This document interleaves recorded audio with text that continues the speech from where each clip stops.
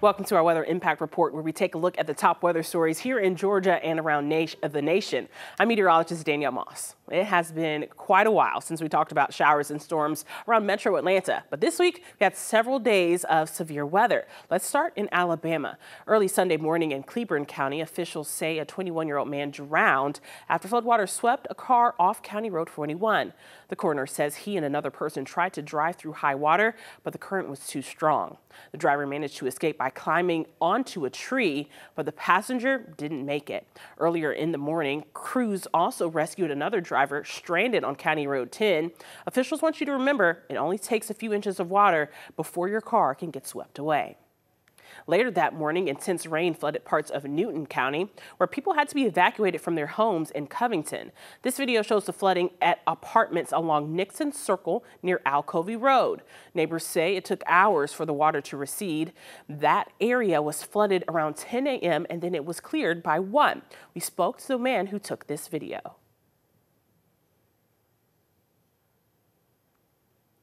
Was the salt not in there? There's no salt in there. I thought there was a, hold on. Yeah. Oh, I see. So it goes straight into the VO2 and then it picks up on the salt. Okay. No, that's fine. I just, yeah,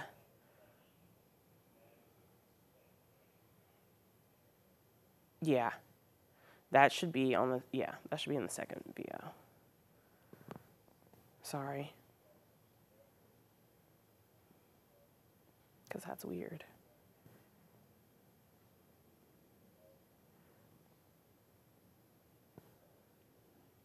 Also, Sam, this lower third has a comma and a period after Atlanta. I don't know.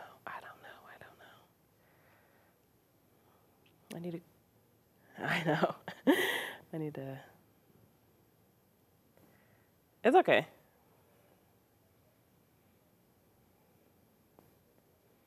Need to go to sleep and try again. At least this one's short this week. Thank you. I appreciate it. Third time's a charm. I know.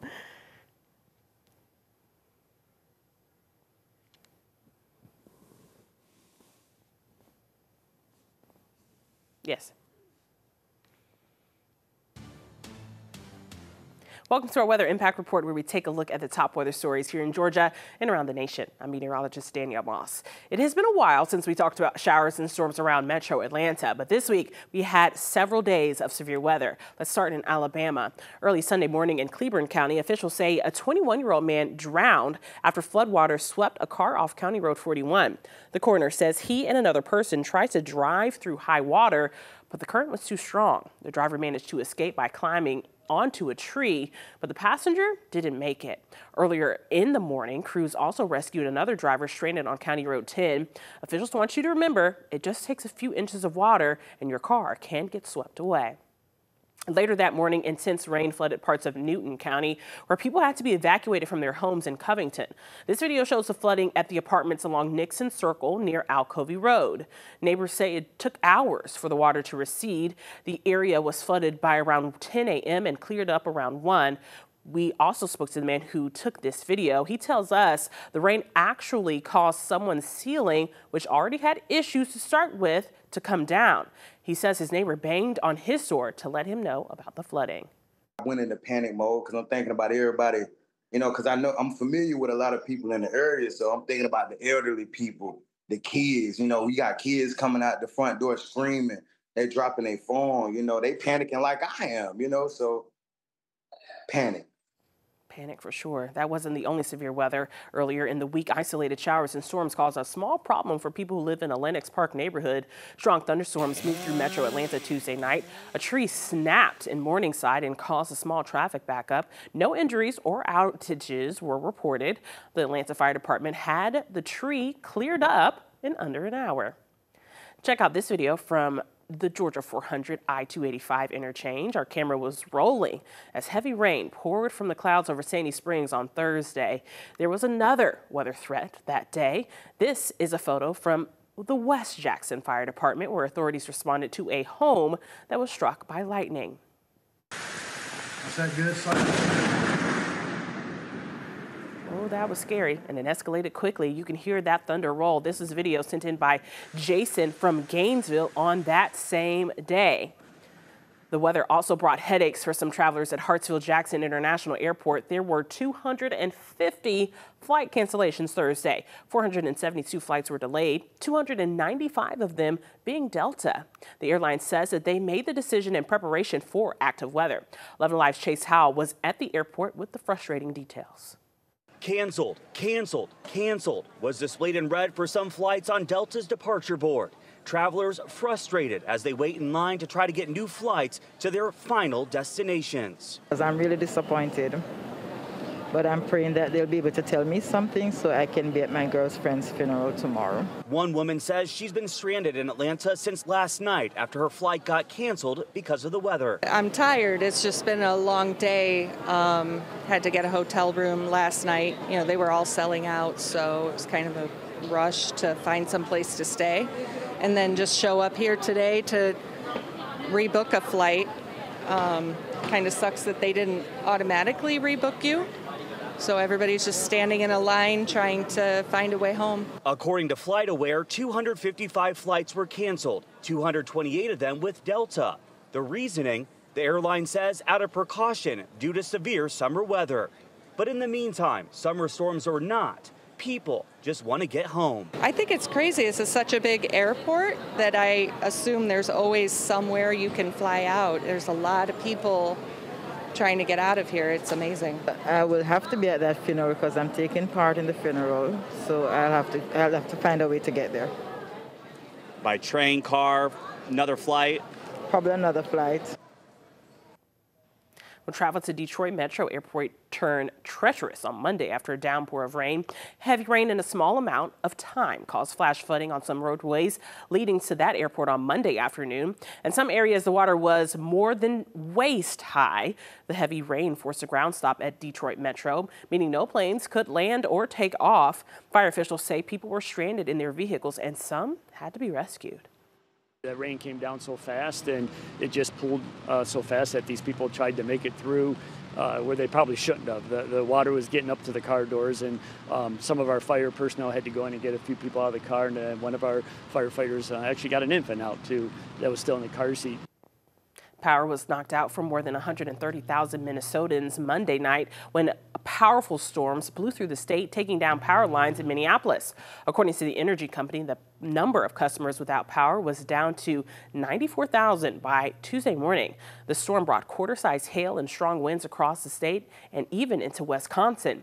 With trees knocked down throughout the area, crews were also out cleaning up Tuesday morning outside of St. Paul, where more toppled trees were reported. 3 weeks after punishing floods took more than 130 lives in the Hill Country, a tight-knit community in Kerr County is facing a recovery that won't take months, but years. This week, a memorial for the missing fire chief in Marble Falls marked another sad occasion.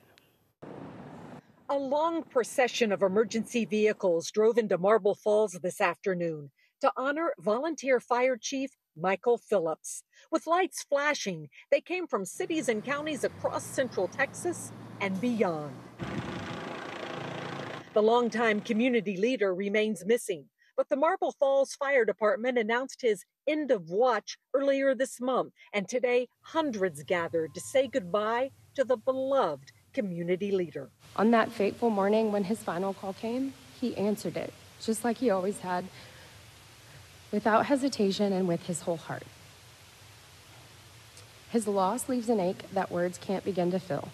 But his life, full of quiet courage, deep love, and unwavering dedication, leaves a legacy that will never fade. Chief Phillips was last seen driving an emergency vehicle during a rescue operation near Cow Creek in Burnett County. His vehicle was found about 2 miles away, but Phillips was not in it, and his body has not been recovered. As awful as today is, as horrible as his loss is, I give thanks that when it was dark, it was storming, and it was raining, the call went out, and Chief answered. The search continues for Chief Phillips, who served in the Marble Falls Fire Department for 26 years. He is the only person still missing in the Central Texas area. Our community lost an icon, a role model, and for me and many in this room, we lost a friend. North Carolina lawmakers want to know why it's taking so long to remove the debris from Hurricane Helene. The grilled emergency and recovery leaders, they were grilled about it on Wednesday. Laura Leslie has some of their answers.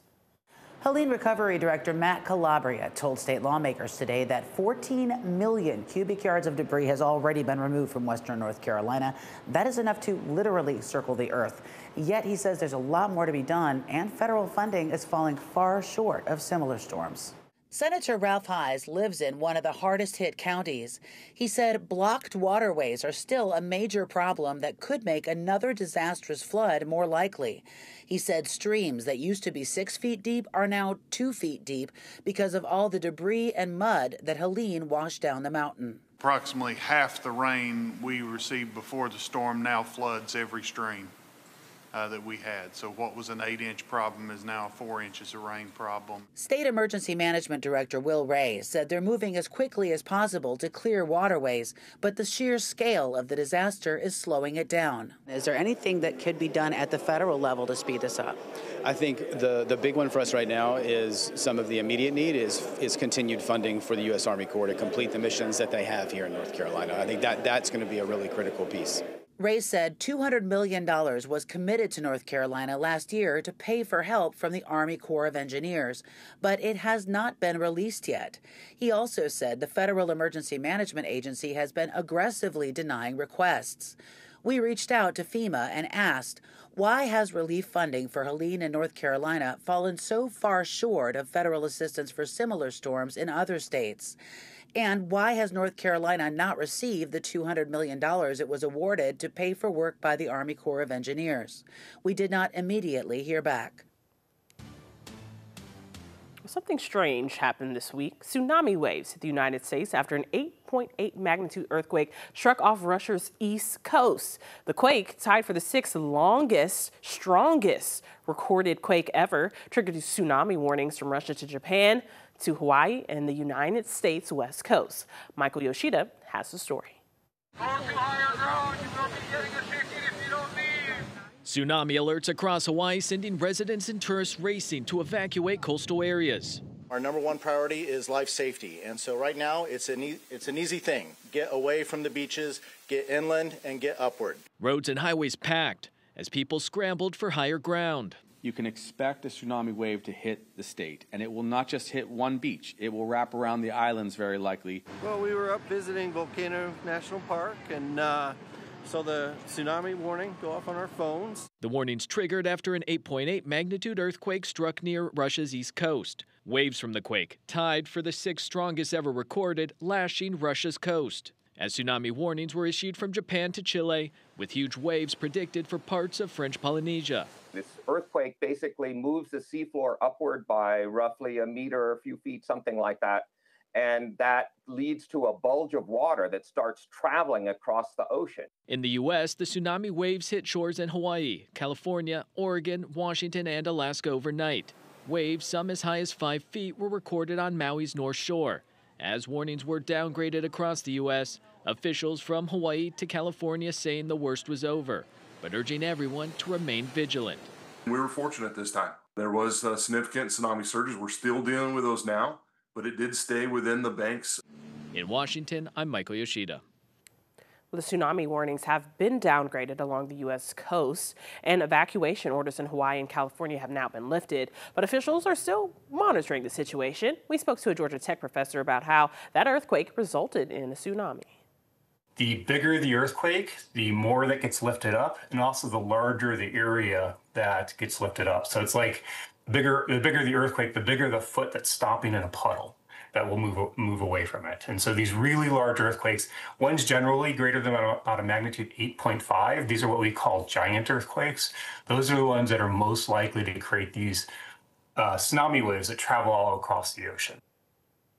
Well, from tsunamis to the heat, Atlanta hit 100 degrees for the first time in 2025. That was on Tuesday, and we weren't the only place feeling the heat. Tampa, Florida made history on Sunday after the city hit triple digits for the first time in 135 years. That's when reliable records began. Tampa's previous heat record was 99 degrees, which was set on June 26th of 2020. According to the Weather Service, the city usually does not hit such high temps due to the sea breeze and the high winds. Well, the Memphis area family is demanding answers after their teenage son died after collapsing on a hot football field. Joshua Henderson spent weeks in the hospital before he passed away. Sydney Gray has more. An apology even. Not a statement to the public. We need a statement to the family. Kristen Henderson wants an explanation from MSCS district leaders and Bolton High School following the death of her nephew, Joshua Henderson. It's hard. This is really tough. We're just trying to process it all. It's hurtful, being that we haven't heard anything from the board, the school, or anyone.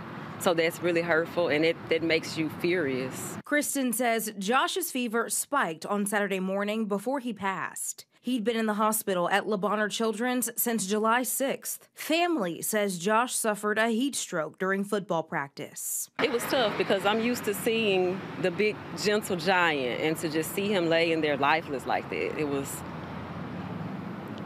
the unimaginable. Kristen says Josh was entering his senior year. His 17th birthday was approaching this September. Yet with so much to look forward to, they're now planning a funeral. Kristen calls him her angel, who made a positive influence on his friends and teammates. I'm gonna miss Josh. I'm really gonna miss him. As scorching temperatures continue with the start of school days away, she leaves this advice to parents: advocate for your kids. If it's too hot, these children don't have to push themselves. Don't make your child go. If we know that it's too hot, these children don't have to prove themselves to these coaches. This is not the first week of extreme dangerous heat. A dangerous heat dome loomed over the West Coast for most of last week. And unfortunately, that's when Phoenix police found 4 children left alone inside a hot car. KPNX's Bianca Bono has the disturbing details on the father's location. Hi, buddy. How are you? A shocking scene in Phoenix Thursday afternoon. Body camera footage showing police officers finding 4 children under the age of 10 left inside of a hot car. The windows were rolled up and the car was off. Do you want some water? It's unfathomable, to be honest. Sergeant Rob Shear says someone called 911 reporting the dangerous situation. When officers arrived to the area of 24th Street in Madison, they found 3 of the kids inside the car and 1 outside, and they were in distress. Pink, red skin, sweating, crying, that kind of thing, that kind of showed officers kind of the severity of where this could have gone. Fire crews responded too, and the internal temperature of all of the kids was 100 degrees. Inside the car, even after the doors had been opened by officers for several minutes, it was 125 degrees. In the utmost precaution, each child was transported to a nearby hospital just to kind of be observed and looked over. The next question, where was their guardian? It turns out their father, 38-year-old Asensio Largo, had left them in the heat to visit this adult shop, and police say he had been inside for close to an hour. Officers originally saw him and asked him, hey, is that your car? And he denied it being his car. That's troublesome also. Obviously, once it's clear those are his kids, and that's Dad. Miraculously, the 4 small children are expected to be okay, but Largo has been booked on 8 felony charges. They're inside of a car for upwards of an hour, which I can't even imagine what they, time-wise, felt it to be. Really hot, and then you're also now seeing officers put your dad in custody. I mean, that's the trauma associated with that is just profound. As the Department of Child Safety conducts its own investigation, police find themselves once again urging parents to never leave their kids inside the car. It's wild to me that 50 minutes wasn't enough time to turn this into some sort of tragedy. It's just, and me as a father, I can't wrap my head around it, to be honest. Well, from flooding to severe weather to fires to the heat, that is all the top weather stories for this week. With your weather impact report, I'm meteorologist Danielle Moss.